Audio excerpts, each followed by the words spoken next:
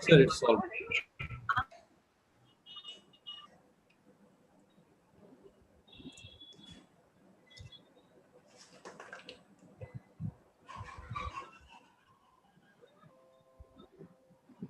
Hello, ma'am. Good evening. Hi, good evening. Okay. Welcome, ma'am. Yes. Ma'am, Thank at half 5, we will start the program. Sharp 5. So should I start sharing my PPT? Just to give me 2 minutes when we start the program, and I will just give your introduction and all, and welcoming all the participants. And soon after that, you can start your presentation. Okay. Okay.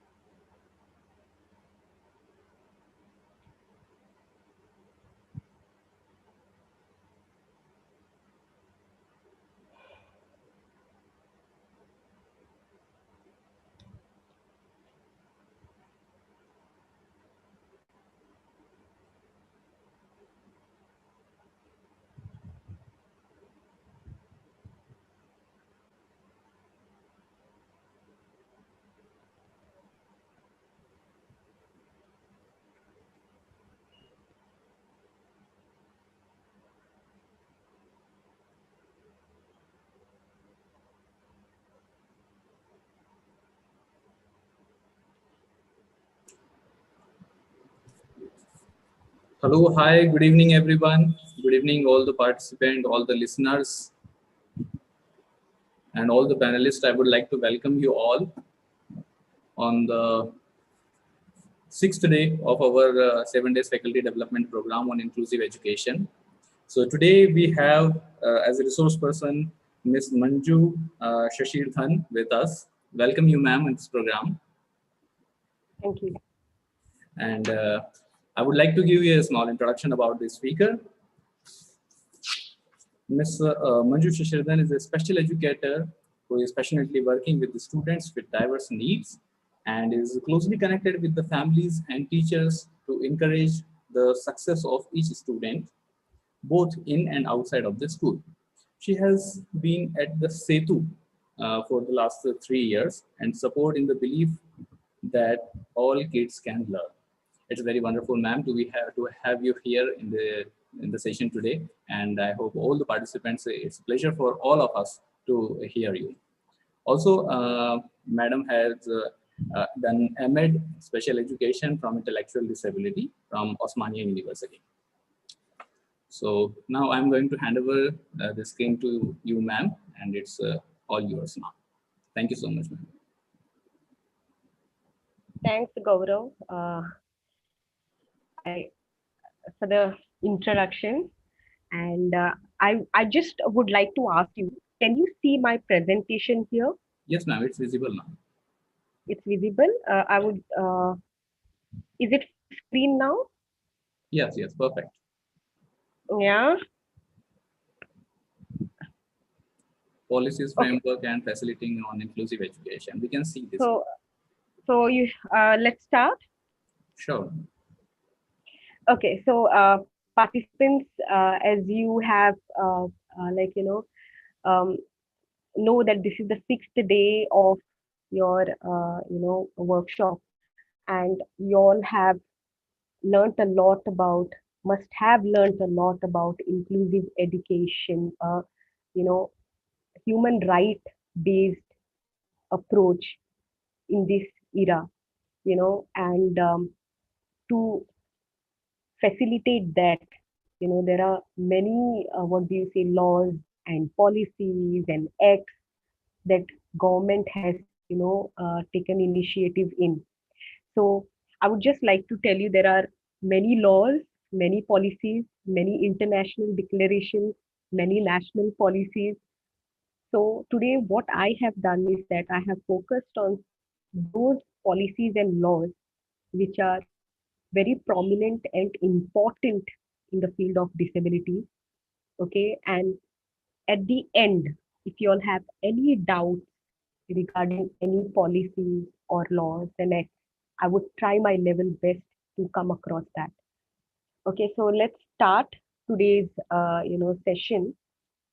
So this is about the policies, frameworks, facilitating on inclusive education. So we'll see what is the objective of our session today. So it is to communicate to you the importance of the need of policies and legislation in inclusive education, and then to address international declaration or legislation in inclusive education. And then we will discuss more about the various policies, legislations for the education and rehabilitation services of persons with disabilities from the Indian context, okay, Indian scenario. So, okay, inclusion is not an experiment to be tested, but a value to be followed. See, I would just like to tell you this, throughout the world, children who have disabilities, many others who have experienced difficulties in learning have traditionally been marginalized within or excluded from schools, community, and these children with disabilities require assistance of special educators in order to benefit from their, general education. So depending on the degree of the disability or depending on the severity of the disability and on individual characteristics, these children may be educated in maybe residential schools, separate classes, or regular classes with support services provided by the special educator. So it must be noted that not all children who have disability require special education. Many are able to and should attend school without any program modification. Okay, so Special education has undergone significant changes over the last several decades.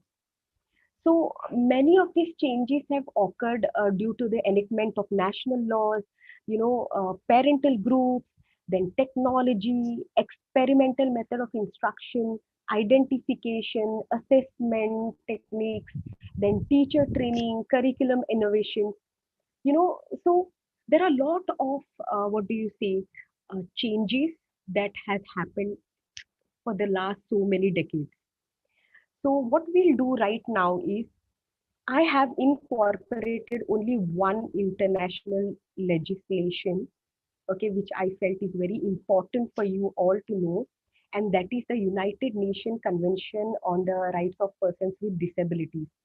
So, you know, India among the first country is to sign this convention. So, what is this convention? Convention is legally binding agreement made between two or more countries, and the purpose of this convention is to promote, protect, and ensure the full and equal enjoyment of all human rights and fundamental freedom by all persons with disabilities. Okay, so we'll just see that there are many, principles that this convention has, focused on, but I have just put 4, 5 over here. So we'll just see those main ones, like, accessibility to education, accessibility to, structural changes, and then full and effective participation in the community, equality between men and women, equality of opportunity, freedom of expression. These are some of the principles that this convention is focusing on, and India has signed this agreement, and this is one of the most important legislation around the world. Okay, so now let us see from the Indian scenario. Before we go on to the national policies or acts legislation from the Indian context, we'll see in short, the what do you say, um, census. Okay, it is very important for us to know the census of or the statistics of persons with disabilities in India. So as you see over here, you know, as per the census of 2011, in India, out of 121 crore population, about 2.6 crore persons are disabled, which is 2.21% of the total population. So status of school attendance of disabled population between the age group of 5 to 9 years in India are basically 61%. So only 61% of the persons or children with disabled attend the schools. So rest you see over here, like 21% attended educational institutions earlier, and the rest never attended. So this is like, you know, where we have to look for to. So to make make this accessible to all, government has come up with many laws. Okay, so here we will just see it is important for us to differentiate between constitutional right and state policies, and what are their legal implications. So rights are listed in the constitution, they are absolute and completely enforceable. And what are these policies? Policies are completely subjective on a state or national by on their basis. So now if you see over here, our Constitution of India. So the Constitution of India 1949 clearly states, clearly states over here that the preamble, everyone has the right to equality of status and of opportunity. And the Article 41 of the Indian Constitution supports the right to work, education, and public assistance in certain cases, including disablement. And Article 45, commits to the provision of free and compulsory education of all children up to the age of 14 years. And this is something that is freedom of right. This is written in our constitution. So now let us see, to enact this, freedom of education or compulsory education, what are the policies that our government has taken initiative in, and from which year onwards they have started?